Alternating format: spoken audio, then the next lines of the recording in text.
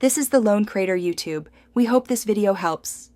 In this video, I will show you how to make a fruit dip using an easy method. First, ensure your cream cheese is softened to room temperature for smooth mixing.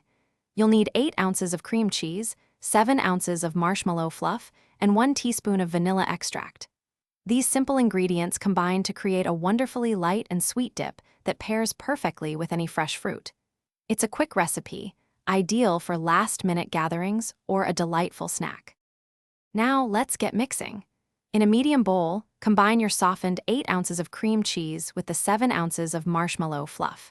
Use an electric mixer on medium speed or a whisk to blend these two ingredients thoroughly until the mixture is completely smooth and free of lumps. Once creamy, gently fold in the 1 teaspoon of vanilla extract.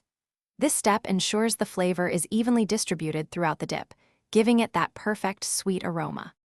After mixing, cover your fruit dip and refrigerate it for at least 30 minutes. This chilling period is crucial as it allows the flavors to meld together beautifully and helps the dip achieve a thicker, more desirable consistency. A well-chilled dip is always more refreshing and enjoyable. When ready, serve your delicious creation with an assortment of fresh fruits like strawberries, grapes, apple slices, or melon. It's a versatile treat everyone will love. Here are a few pro tips to elevate your fruit dip experience.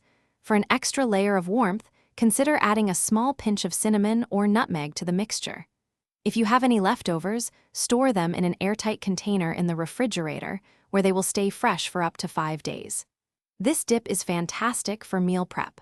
Also, for those looking to improve their financial well-being, check the description for a link to a book that can truly change how you think about money, along with other great deals.